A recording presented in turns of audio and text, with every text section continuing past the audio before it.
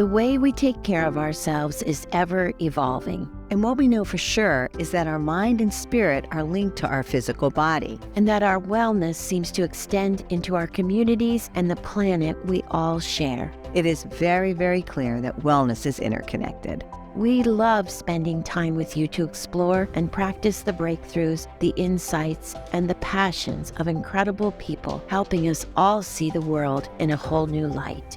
This is Health Gig. Dr. Haley Perlus is a sports psychologist and the author of Personal Podium, How to Use Your Mind and Maximize Your Potential in Sport and Life. And she's our guest on Health Gig today. Welcome, Haley. Thank you so much, Doro and Tricia. Thanks for having me. So glad you're here. Yes, we're so happy to have you. And you come with a lot of accolades and very well recommended by my nephew and Tricia's son, Riley Cook, who had the privilege of hearing you speak at Marriott. And I know your background is sport and exercise psychology. How did you get into that? And I know you were an alpine ski racer, so maybe that had something to do with it. But tell us how you got into sport and exercise. It has everything to do with it, my background. And I feel very fortunate because I had a pinnacle moment at the rightful old age of 12. When I was 12 years old, I was a pretty good ski racer from Toronto in Canada. And I was asked to go and compete in what would be considered the world championship for my age group. And I'm bib number 9 and bib number 8 is in the starting gate. So I have about 45 seconds until it's my turn. Well, my coach comes up to me, looks me straight in the face, pulls out $100 Canadian bill, places it in front of my face, and tells me that he had bet on me to win that particular race. He then tells me that he lost betting on a different athlete who was competing in a race the week before, and that he's not prepared to lose today. He then unstraddled my skis because he was looking right at me, pointed me in the direction of the starting gate, smiled, and told me to go have fun. In that moment, I could have thought, how could he bet on me? What if I make a mistake? And have all the fear and anxiety that goes with that. But I didn't. For some reason, I actually went an entire different direction, and I thought, wow, if my coach believes in me so much that he's willing to bet on me, why shouldn't I believe in myself? And I went down that race course and I did win, which was great. My coach congratulated me, kept all the money for himself, but he said something to me that started my entire career and essentially changed my life. He said, it's amazing what your performance can be when you get your head straight. And then 2 weeks later, he brought a sports psychologist to come and speak to my team. And I just thought it was the coolest thing in the world. And I went home and I told my parents that I wanted to be a sports psychologist when I grew up. And the exercise piece was, I was an athlete, so I had to participate in certain conditioning and exercise. But my mother, my entire life, was a group fitness instructor. And she would bring me since I was 2 years old to all of her classes. And I was already teaching group fitness and personal training. So just bringing the two together, it just really worked. And I did it. I got my PhD in sport and exercise psychology. And I always thought that I would only work with athletes until I became an adult myself, living in the world in which we do with all the trials and tribulations. This mental toughness and resilience and energy management is not just for athletes. I need it now more as an adult in my business and in my personal life and in my own health and wellness and happiness than I ever did as an athlete. So that's how I started working in the corporate world. I apply the same techniques to sport, fitness, and also business. Can you tell us, when you have your PhD in sport and health psychology, what is that? And I think we all know what a sports psychologist is, but really, what do they do? Yeah, let me see if I can narrow it down, because we really look at it as 4 skills. And even though we can't see them, right? And even though we don't see the bicep muscle growing in our brains as it does, but there's really 4 skills. One is motivation. So how do we motivate ourselves? And there's, again, 2 different ways if we really narrow it down, but motivation, confidence. How do we develop confidence? And I like the confidence. We call it unshakable. It doesn't come and go with the results. It stays with us. Another skill is focus, being able to focus on the things that really matter and stay away or tune out the irrelevant information. And then the fourth skill would be, we can use different words for it, but it's really anxiety control. How do we control our emotions so that we can use them for good instead of them causing havoc on our thoughts and our behaviors? So those are the four: motivation, confidence, focus, and emotion for good or anxiety control. Yeah, anxiety control. And so if you're our sports psychologist, this is sort of the things we're going to be focusing on, these four pillars. Absolutely. Athletes or anyone, if they're coming to me, they're not coming to me because they're happy and everything is going well. They're coming to me because they're struggling in some way. I often cannot change the external environment, but we look inside and they're all going to have a story. We call this a mental block. A mental block is a story, real or imagined, that has the potential to debilitate us. And so I have to work with you to find that story. I want to exercise after work, but I'm too tired. That would be a mental block. I have a bad relationship with my leader, coach, trainer. How do we work through that? Why can I do it in this setting, but I can't perform it in that setting? So the mental block is I can't perform when it matters. These are all stories that we tell ourselves that debilitate our ability to follow through on our goals. And so it is my job to come in there and figure out, do we need to modify your motivation? Do we need to help you with your confidence? Are you just distracted and I need to help you get your focus on target? Or are you feeling some emotional anger, fear, frustration, worry, which is really anxiety? And do we need to learn how to better cope with those emotions or even use them for good instead of for bad? And do you then also combine exercise? In addition to my PhD in sports psychology, I'm also a certified trainer as well as certifications in nutrition. It is not my area of expertise, even though I have the education and certifications, but I have a good understanding. So if people come to me with a program, they still may have the program, but they're not following through on it. So I will help follow through on it and then combine my services, get together with the trainers and the coaches who are creating those programs, and then I help create them. So no, I don't personally come up with a nutrition program or an exercise program, but I definitely help with the follow through. So can we go through those pillars, and could you give us an example of some of the tools that you use, starting with motivation? Let's say your corporate person is not motivated. What are some of the tools? I believe we're all motivated. We're either motivated to sit on the couch or we're motivated to get off the couch. We're motivated to do certain things or we're motivated to stay away from certain things. But one thing that we could definitely talk about here, because a lot of people in the world are experiencing burnout, right? And that's a common practice. So it doesn't even have to be in business. Just life is just overwhelming and we are emotionally and mentally exhausted. We don't feel like we're doing a good enough job. This is where that motivation piece comes in. We're no longer feeling connected to a project, a group, a goal that we once had. It's almost like we're really trying to muscle through when we really wanted it before and it was easy. If we break things down into simple concepts, when it comes to motivation, there's two types. One's extrinsic. I call it trophy motivation. It's what you're doing it for. I want to get the promotion. I want to decrease my body fat. I want to be able to hike this mountain when I go on this vacation. So it's the outcome. Then we have intrinsic motivation, which is what I call heart motivation. It's when we feel effective. It's when we feel that we have choice, autonomy, and it's when we feel that connection. In the world in which we live today, so many of us are getting caught up in the trophy and neglecting the heart. Now, I like the trophy. I like my trophies. So it's not about removing the trophy. In fact, they are very important. They create a target and give us direction and strategy. But if we're neglecting our heart, then we're going to certainly lose confidence when we don't achieve every one of our trophies. But we're also going to get burnt out because we don't have that heart, that inside desire. And so often my job is to bring back the heart, because everyone's got a trophy usually. So my job is to bring back that heart.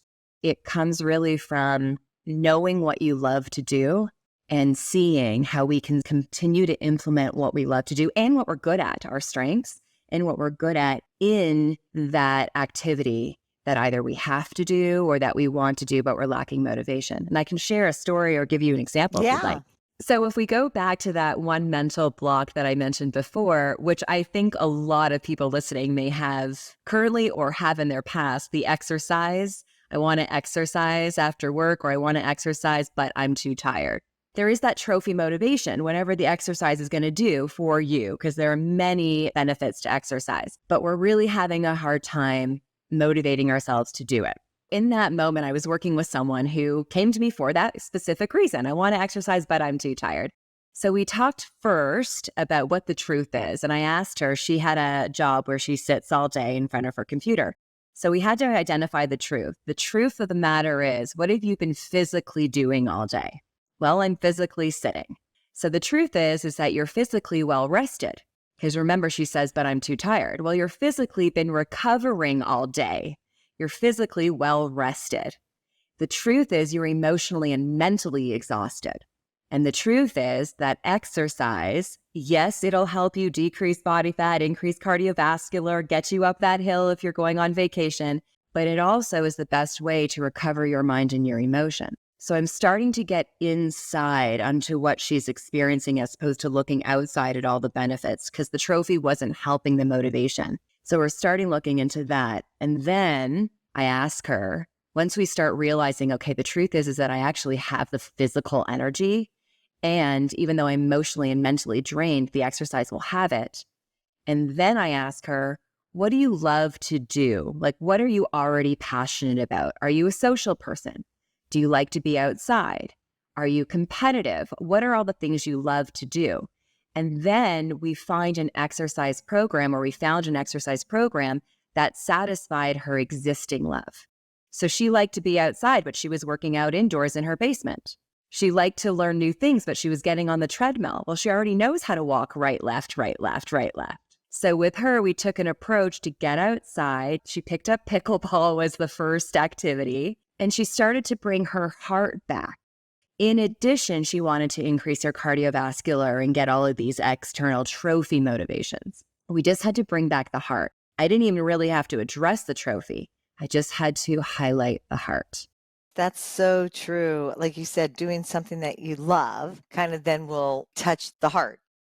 When you say, oh, they're burnt out, is that burnout? Is that the state of being burnout? It can lead to burnout. So if you think about what burnout is, it's three things. It's emotional and mental exhaustion, which is what I think we all understand burnout to be. It's also that we call it depersonalization. It means that something you once felt connected to, you no longer do. In my humble opinion, that's because we've lost the heart. And so it's like you're muscling through, trying to want to do something that you simply don't feel connected to. And then burnout's also where you don't feel like you're doing a good enough job. So if we're only focused on the trophy, our heart is slowly being overshadowed. We feel a disconnect. That's when the burnout can start. Well, it's so interesting because, as you said, so many of us are really only about the trophy. Do you think that has to do with the increase of anxiety in people, the increase in depression, because we're so geared for the trophy, whatever that trophy might look like? I do in many ways. Everyone is talking about how we have limited time. So in the time that we have to do the things we have to do. And then we sacrifice all the things that we love to do. We almost have created the things that I love to do, all the hobbies and activities. The story that I believe people have adopted is that they're almost like a reward. Once I get all of these have-tos, then I'll treat myself to something that brings me heart. And I really work hard to help people change their story and understand that the heart, what we love to do, is a necessity. It's a must. And it actually gives us energy to continue to pursue everything else. That energy, that life force, so to speak, it's life force that's in you, like it's in all of us. So what you're saying is let's make sure we light that up. Let's make sure our heart can pound and beat for that life force energy. And again, the trophy is never going to go away, and I actually enjoy it. So what about the next pillar? Confidence, unshakable confidence. Yes. So if you're listening and you're kind of looking at your life, and if your confidence is attached to the results, I got this result, therefore I feel good about myself. I didn't get this result, therefore I'm not good. If that is the immediate dialogue that you have in your self-talk, what you're experiencing is shakable confidence. The confidence is completely attached to the results. We like to develop unshakable confidence. So, of course, we're not going to feel amazing if we don't achieve our goals, and we're going to feel greater about ourselves when we do. In addition to that, though, we have to know that we have built and we continue to maintain inner strength that we can apply. And as long as we're applying those things that are 100% within our control, then we understand that we can maintain confidence. What I like to do as an exercise with everyone that I work with, I can actually even use myself. We do a best self work, and we come up with 3 words that characterize our best self. I like to have a general, but then also depending on your activity, you could also have 3 individuals for the different activities you do. But for me, generally speaking, I like to use the word bright. It's like whatever the sun gives the earth is what my brightness gives me. I'm also believe that I'm full heart. Everything I do comes from me 100% invested. And I've actually had to work with myself on that with regards to something in my business, social media. So I had to really navigate and change my story around social media. I had to bring my heart into that, my confidence into that. And I know that every piece of content I bring truly comes from my love of this topic and my love to help people. So it's always back to my full heart. Whether or not I've been able to help someone or not, it doesn't matter. I know I invested full heart. And then the third one is Strength Finder. Everywhere I look, no matter what's going on, I can look for strengths. So no matter the result, no matter if I was able to succeed helping this person achieve their goals, or whether I was able to get this speaking event that I wanted, of course, I'm going to be happy and sad with the results. But as long as I brought my brightness, my full heart, and my strength finder, I know that I can maintain confidence through that. I love that so much, but I'm sitting over here kind of laughing. Okay, this is such a judgmental mind, but I was trying to think of an example of someone that comes in with all that. They're really confident and basically they're terrible. Like they get out, like, you know what I mean? Okay, I'm not going to name names, but okay, I'm just going to say it. So I'm playing a lot of golf these days, right? The women, we're all like, I don't know. Okay, God, am I going to really hit it? Well, the men get up there, they stink. Okay, they absolutely stink. And somehow they're super confident, right? They're unshakable confidence. Well, I guess there's that. Then there's that. Do you know what I mean? It's like, wait a minute. Okay, we know you're feeling confident. They're going on in their confidence, but the video cameras show they stink. The thing is, though, they've got the unshakable confidence, and that's what matters, right? It doesn't matter that the rest of us are like, wow, you really stink. We want to go around you. They're enjoying their game, right? I hear what you're saying. Like, you stink. Can you just let us go? And they're having their confidence, but based on what though, right? That's the thing. So anyway, I think what we're hearing from you and we're learning from you, and as I talk, it's like, come on, don't put so much on the intrinsic. That person's having their experience. And it's maybe not my job to judge the fact that they stink. But I still think it's okay for you to ask if you can pass. Yeah, if you can play through. Yeah. And if they truly have unshakable confidence, then you asking to play through won't impact them. Won't be a big deal at all. Sure, go through. And I do think that is something, I know, Doro, that you and I will talk about. People that are so confident. It's just such a gift to watch them, and they're not concerned about anything, that they're living their moment and they're, as you would say, like their best life in that moment. But they could turn around and look and see if they're slow golfers to let you pass. Well, here's the thing. A confident person is able to say what I'm doing right and where can I improve. They can look at their areas of improvement without some type of emotional attachment of anxiety. And I also think it's a really important concept too, when you are in a coaching mode for people that you work with.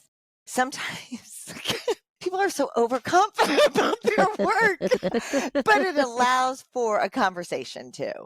I think the responsibility on a manager side would be, we don't want to burst their bubble. How do you deal with people that stink?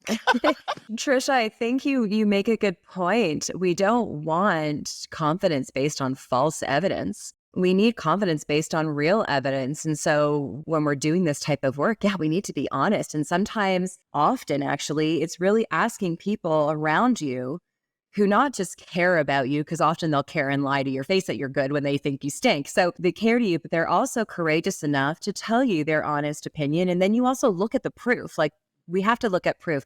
But here's the trick. And it's really important to come at those situations less from a judgmental standpoint and more from an evaluation standpoint. That's really good. That's really good. I was just in Canada for 10 days visiting my family, and now I'm in Colorado. So there's altitude, and I didn't exercise like I would normally do. And I got on my bike, and here we go. And I could judge myself, or I could just evaluate the situation. And evaluating allows me to maintain my confidence. And I'm not necessarily letting myself off the hook, because I don't believe in that. But I'm certainly giving myself some grace, and I'm just evaluating where I'm at instead of just a whole lot of judgment, because judgment comes anxiety. That's good. I guess the question really is, when we say confidence, what is confidence? Is that the connection to the heart? I love that question. And I do believe that all the skills that we were talking about, motivation, confidence, focus, and anxiety, they all are related. If you work on one, chances are you're going to improve the other. So they are related. I like to look at confidence as not necessarily knowing that you can do everything right now, but I look at confidence as knowing that you have the ability to learn and improve with effort. You believe in your ability to grow. You believe in your ability to develop. You believe that given the right education and the right skill set, you can hone in on those skills. So it doesn't not mean that you have everything and know everything. In fact, that's probably, the man that's stinking on the golf course, and not looking around. But the ability to just, okay, I may not be able to do it now, but I know I can learn. That knowing I can learn to me is confidence. What about focus? I saw on your Instagram and then went ahead and listened to Roger Federer talking about the moment and leaving that moment behind and moving on. Talk about focus. In every situation, there are factors that are relevant to our performance or our behavior, and then there are factors that are irrelevant. Unless we make it so, they have no bearing on our ability to behave and the way we want to. And focus is the ability to tune in to only what is relevant and tune out what isn't. And so Roger Federer, we'll just use that example, but this was in his commencement address to, I believe, Dartmouth. So it was not just for tennis, it was life skills. He said, it's just a point. So in that moment, when he's playing this one point, it is the only thing that matters. But as soon as that point has been played, win or lose, it no longer matters. The only thing that matters now is the current point, the one that he's playing. And so that's one way to look at it. In this moment, the two of you, only thing that matters. What I have after this, what I had before this, I am 100% focused. My head is where my feet are, essentially, present. But it's also not just being present, it's being present on, again, just the things that matter. Doesn't matter, even though it's in my present moment, what's going on around me doesn't matter. What matters is the conversation that you and I are having. And that's focus. And we have to learn there are two things that we can adapt. And I talk about this often because I like to really narrow things down. People think when they see the word psychology, oh, she's going to make me think and talk and all this stuff. My whole objective is to help us think less, more strategically. And so when it comes to focus, there's two ways for us to do that. We have to get laser focused. I call it target practice. We have to see the target and know what it is, which will then help us focus on it. The other thing is we have to develop the skill of letting go. Being able to have discernment in that will be key as well. What about the thing we talk a lot about, anxiety control? Just yesterday, a parent approached me to help with her high school son who's experiencing anxiety, and there's some anger there. So what is anxiety? Really, we could think of anxiety as either anger, fear, frustration, worry. There are other words that we could use too, but those four words, anger, fear, worry, frustration, really are what creates anxiety. And so he was experiencing some anger due to some unfortunate circumstances. And what I said to his mother, which is I think why the son is willing to meet with me, is I said, let's just call it a chip on your shoulder. we can actually use that. Now, I don't want us to rely on it because we'll never be our best self feeling anxious. But my opinion is that any emotion that we are experiencing, even if it's anxiety, we can learn to use it to our advantage. If you think about anxiety, that's the emotion that mothers use to lift the cars off their babies, right? That's the emotion that it's an igniter. It is a huge motivator, but it is the fastest way to burnout because it is the greatest energy drain. So when it comes to anxiety control, what it really is just emotional control. Whatever emotion you're experiencing, we need to be able to use it for good. And we also have to have the ability to transition out. So when someone comes to me saying they're angry, they're worried, they're afraid, I want to know why. And then I want to see how we can use that energy initially. But then we help move away from the fear and more into like a challenge. For example, the word fear makes us retreat. The word challenge makes us defeat. So how can we transition out of fear into challenge? But first, we can use a little bit of that fear because it is telling us something. You know, as you said, any of these things can be used for good. It's just becoming aware of it and understanding it, and then how you can focus that emotion. I was once working with an athlete who, I talk about this all the time because it's just such a great illustration. He could perform really well in practice, but he couldn't perform well in competition. We came together and we realized his mental block. The story that was creating anxiety was that he was intimidated by 3 specific opponents. Now, think about intimidation in the workplace. Think about intimidation for anyone who has kids on social media, what others have that I don't, what others are going to do to be better than me. We talked about that. And the interesting thing was that he was anxious in competition because he was worried about these 3 opponents. These 3 opponents, however, were also his teammates. They were there in practice when he was performing well. They were there in competition when he wasn't. In practice, he didn't have anxiety. He had challenge of what do I need to do to improve? How can I be my best? In competition, he had anxiety. What are they going to do to beat me? So I asked him a very simple question. What would you rather, showing up to a competition where everyone is weaker than you? You don't have opponents who could possibly beat you and you win. Or would you rather come to a competition where you have real competition and you can win? And obviously he chose the latter. I want competition. So we just changed the story. Instead of, oh no, what are they going to do to beat me? It was, thank you for showing up. I choose to compete against people who challenge me. And I'm going to use your energy to bring about my best energy so that I can beat you. And he practiced this by visualization, by journaling, by talking. And then he went off to compete in the Junior World Championships that year, like 3 months later. And not only did he beat his opponents, he became the Junior World Champion. Amazing. So we just harnessed that anxiety and then we turned it into a challenge. What you're telling us too is that we can control our thoughts. We can do that and we can turn it around. It just takes awareness.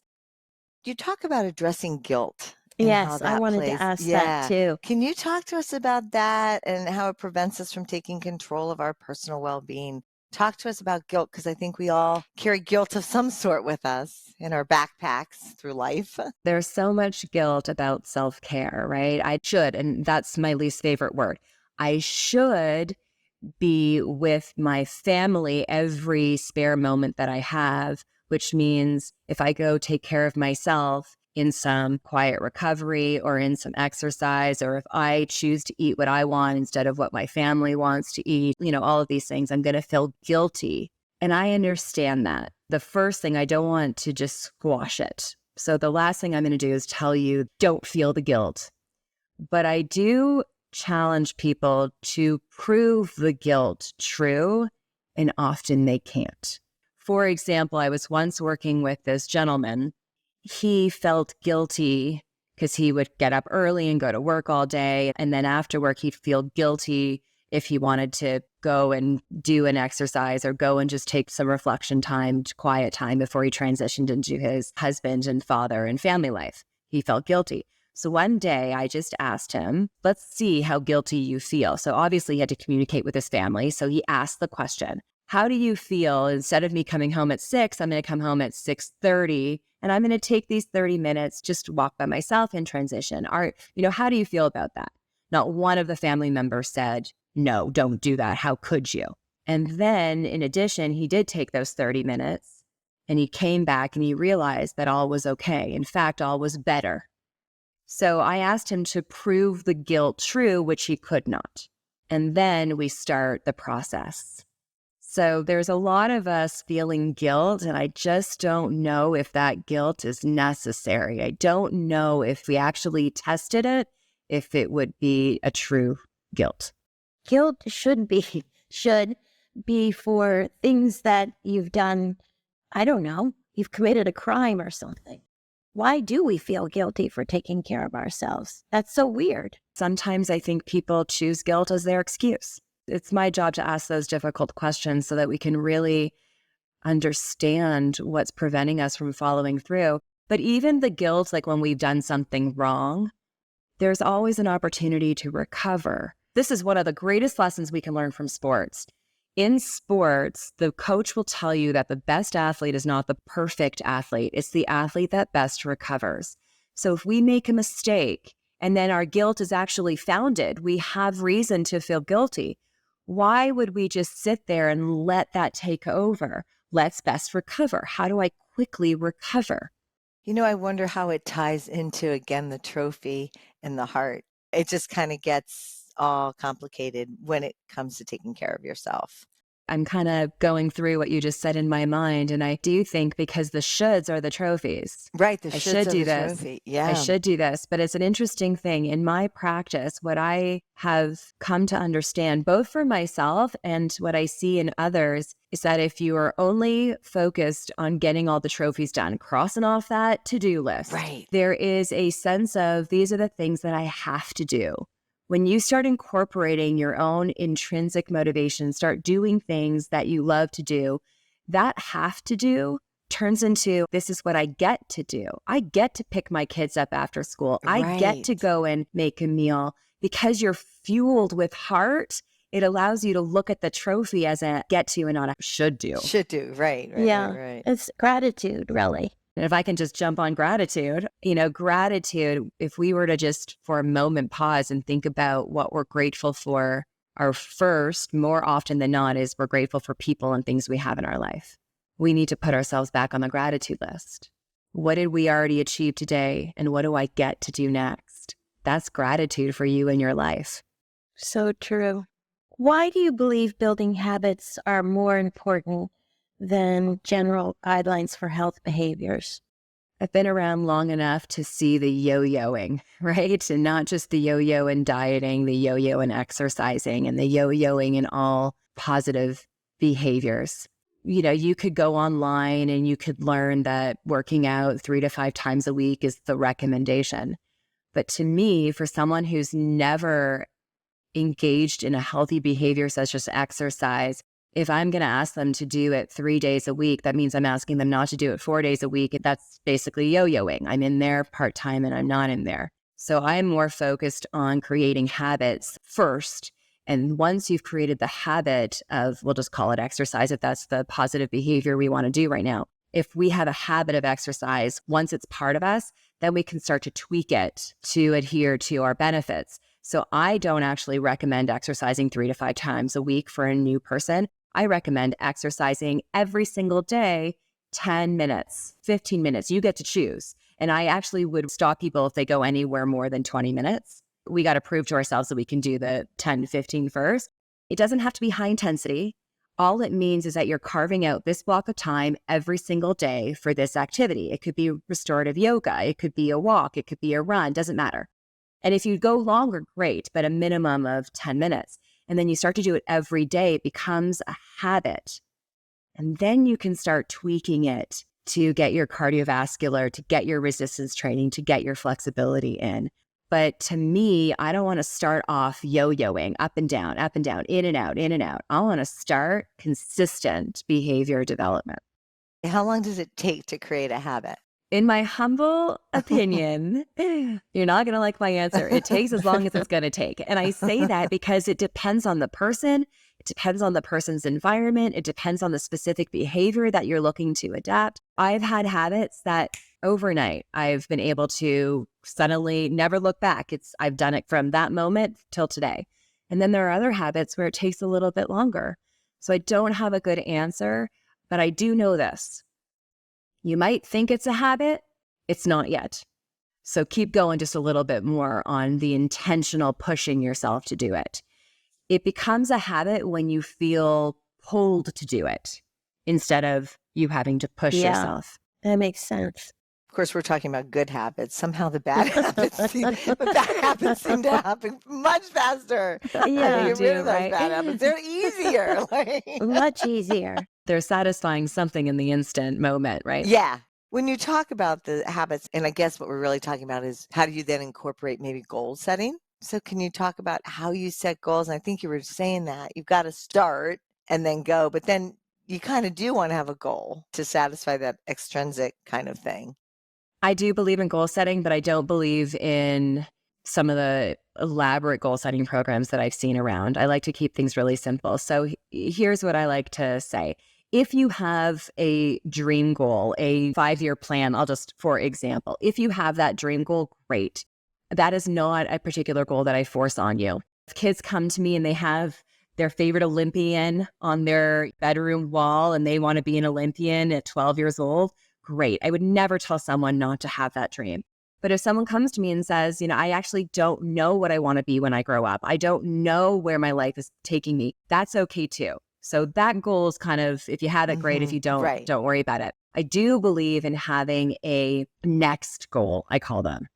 And that would be within this week, within this month, maximum, I'd say within a year, but something that's closer, something that's almost tangible, you can see it. Those I do believe in because that really offers some inspiration, that offers some direction. Your mind's going to start creating strategies on how to move closer towards that. So I do believe in having what am I working towards next? And then the second goal that I believe is essential are your now goals. And your now goals are those rituals. Rituals are what creates habit. So for me, my nutrition has always been fairly good, but I really wanted to improve my hydration. Wasn't a great water drinker. I had a now goal ritual. Every single day before I go to bed, I pour myself a glass of water and lemon because I wanted to incorporate lemon just to get some pH balance in my body, restore some alkalinizing impact on my acidic body. So I poured my glass of water and lemon the night before bed and I put it on my night table. And then when I woke up the next morning, every single morning, before I do anything, even get out of bed, I drink that water. Those to me are the most important goals. That goal right there. You're like, really? Drinking a glass of water is your most important goal? Yes. And I started out 2 ounces. Now it is a habit. I don't have to do it the night before. The first thing I do in the morning is pour myself 2 full glasses of water and lemon, and it's a habit. But it started with those specific now goals, which are rituals, in order for me to get to my next goal, which was to improve my hydration. On your website, Doro and I really enjoyed your mental moments. Tell us about that. So they're mental toughness moments. Most often every week, I put together I think the longest was like 7 minutes. Usually they're like 2 to 3, 4 minute long mental toughness moments. And I knew that in order for me to develop my business, I needed to participate in social media. And I've had some mental blocks around social media. One is I found myself to be a little hypocritical because I'm asking people to get off their phones while I'm getting on to create content. So I had to get around that. But also I just had to do it in a way that maintained my heart. Because for me, social media was certainly a trophy. It was for exposure. It was for me to get more business. That was my trophy motivation. But I was struggling. I didn't feel connected to it. One of the things that I pride myself on is, again, coming from full heart and just so want to help people. And I still want to help myself and learn. So these mental toughness moments were these little 3 minutes, here's this tool for the day or tip for the day, or this is what I'm doing to get past this last hump in my experience. So I felt this was a way to bring my heart to social media, which then allowed me to also achieve my trophy goal. We've been talking about today confidence and motivation and goals. How do you stay accountable? We need others. We can be our greatest allies. We can be our worst enemies. In the heat of the moment, we will so quickly justify why it's okay to not do something, right? It's an interesting thing. I'll just go back to that. I want to exercise, but I'm too tired. But I want to do this, but I want to wake up 15 minutes early, but I want to turn the TV off 15 minutes before I go to bed. But. We all have big buts and we cannot lie, right? So we need someone that when we say, I want to do this, but they're going to look at us and say, the truth is. The truth is you've been sitting down all day. You're not physically tired.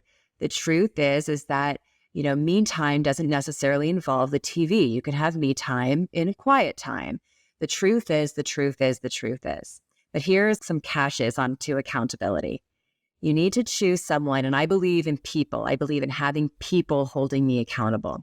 Choose someone that definitely cares about you, that wants you to succeed, that will tell you the truth is when you say, but they'll tell you what the truth is and hold that mirror up. And then you're not allowed to get angry at them when they do. Because you know what I mean, right? Some people will try to help you and support you, and then you just get angry. Well, that doesn't work. You got to find someone, when they say the truth is, you look at them and you say, yep, you're right. So it's really actually not as easy as people think it is to find an accountability partner. You have to do the work ahead of time. It's key. And it's amazing because then you start to want to behave not just for yourself, but also for them. And it's a beautiful thing when accountability is, I don't want to say formalized, but it's more formal than we may have initially thought. Haley, you have a book. It's called Personal Podium. Is all of this information in your book? A lot of the information is, but not everything that we've talked about. It's interesting because even though we talked about 4 pillars in this discussion, the Personal Podium really looks at 3, and I didn't use the words motivation, confidence, focus, anxiety. I used the word desire, belief, and focus. Anxiety controls you address it throughout all of those things. And so I look at those 3 areas. And then in addition to sharing the concept, the book also incorporates workbooks. So there are questions in there. There's a free workbook that you can download once you have the book. Every single chapter has an accompanying story of an athlete who's used these tools very specifically so we can see clearly. And then we apply it to not just sport, but to life. So it's how to use your mind to maximize your potential in sport and life. And I like it because I'm a practical person. I'm an applied person. So I didn't want to just write a book and tell you what to do. I wanted to show and engage and get you involved. Engage in it. Awesome. And it's #1 on Amazon for new releases. Thank you. Thank you so much for taking the time to join Doro and me on Health Gig. We so appreciate it. Oh, my pleasure. Anytime. Doro, Tricia, thank you so much for thinking of me, inviting me. I had a great time. Thank you for joining us on Health Gig. We loved having you with us. We hope you'll tune in again next week. In the meantime, be sure to like and subscribe to this podcast and follow us on healthgigpod.com. I'm Tricia. And I'm Doro. Be well.